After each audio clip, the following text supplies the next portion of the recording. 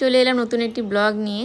চলো আজকে আমি তোমাদের সঙ্গে একটা অন্যরকম ভিডিও শেয়ার করতে চলেছি। সংসারের কাজকর্ম আজকে তোমাদের সাথে শেয়ার করব না, তবে সংসারের সমস্ত কাজকর্ম করেও আমি নিজের জন্য একটু সময় বের করেছি ভিডিও করব বলে, একটু অন্যভাবে। তো দেখতেই পারছো চুলগুলো কেমন করে বসে আছি।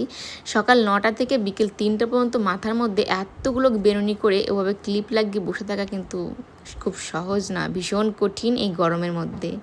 তো তখন বাজে হচ্ছে 12টা, বসেছিলাম, ভেবেছিলাম 12টার দিকেই করব, কিন্তু ভাবলাম এই ভিডিওগুলো করতে করতে মেয়ে চলে আসবে, এর জন্য আর করা হয়নি। তারপরে কিন্তু মেয়ে স্কুল থেকে এসে খাওয়া দাওয়া করেও ঘুমিয়েছিল।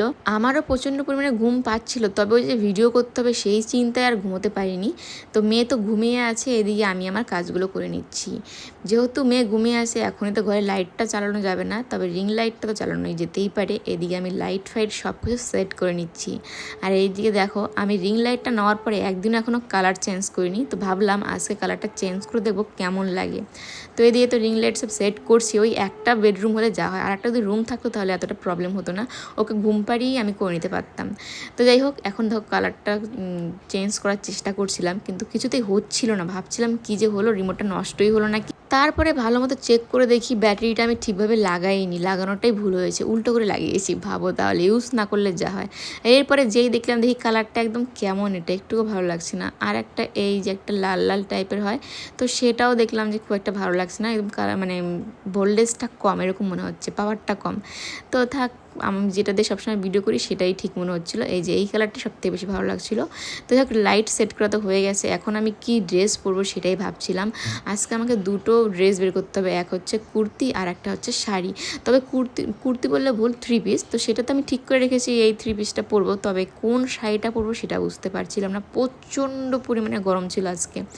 তারপরে ভেবে চিন্তে বের করলাম এই শাড়িটা, অনেক পুরনো শাড়ি, বিয়ের পরে প্রথম দুর্গাপূজা আমার বাবার বাড়ি থেকে দিয়েছিল, মানে আমি নিজে পছন্দ করে নিয়েছিলাম। তো ওই শাড়িটাই বের করে নিলাম, একদম হালকা পাতলা একটা শাড়ি, কারণ আমি আবার ভারী শাড়ি পরতে পারি না।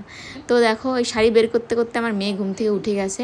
তো তারপরে আমি এই যে আমার যে ঝুঁটিগুলো সেগুলো তো খুলতে হবে, তাই না? তো সেই বেনুনিগুলো এখন খুলতে বসে পড়েছি। তো কেমন লাগছে আমার চুলগুলো, আর এই বেনুনিটা খোলার পরে এত সুন্দর লাগছে না, সত্যি কি বলবো, তোমরা শুধু দেখো তাহলেই বুঝতে পারবে কতটা সুন্দর লাগছে। কত সুন্দর লাগছে।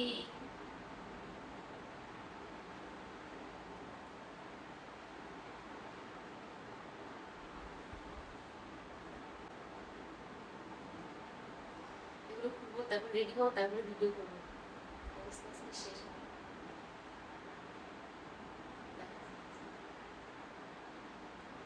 বেশ সুন্দর লাগছে চুলগুলো।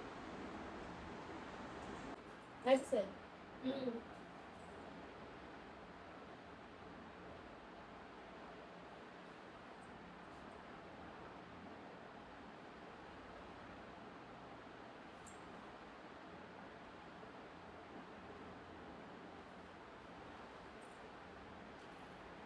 দারুণ লাগছে, দারুণ। তোমাদের কেমন লাগছে সেটা অবশ্যই জানাবে। আমি একদম রেডি, চুলটা এখন আঁচড়াবো, ব্যাস তাই শেষ।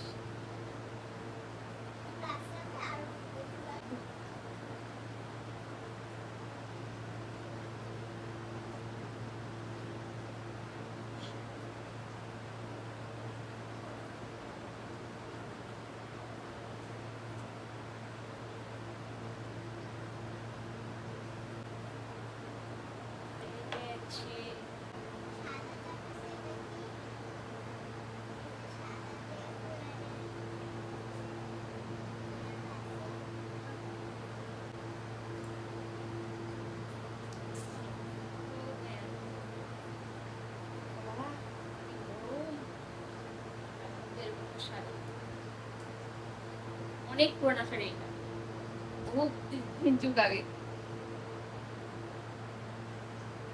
চলো ভিডিও বানাই ফটাফট করে, টাইম নেই বলতে। আর ওখানে দেখি কেমন লাগছে, চুলগুলো সব থেকে বেশি ভালো লাগছে।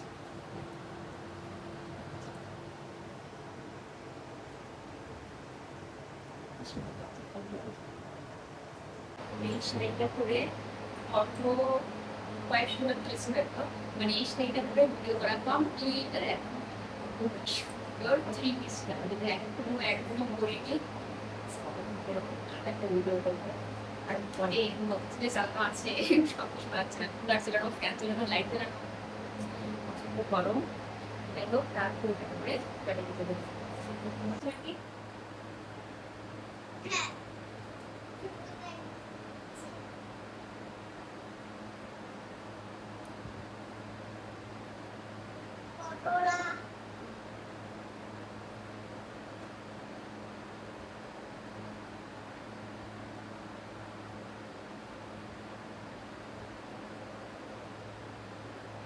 তো রেডি, সময়ের বড্ড অভাব, এখানে একদিনে 2 রকমের ভিডিও করতে লাগতেছে, মানে 2টা ড্রেস করে কিছু করার নেই, টাইম পাবো না এগুলো কেনার। করে রাখছি। লেগেছে। কেমন লাগছে অবশ্যই পুরো ফাটি করতেছি।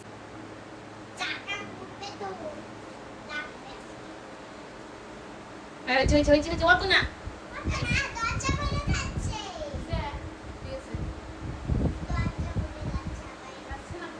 দেখো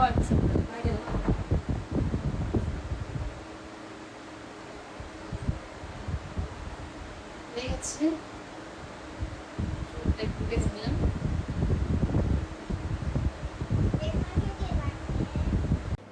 হয়ে গেছে ভিডিও করা, এখন আর ভালো লাগছে না।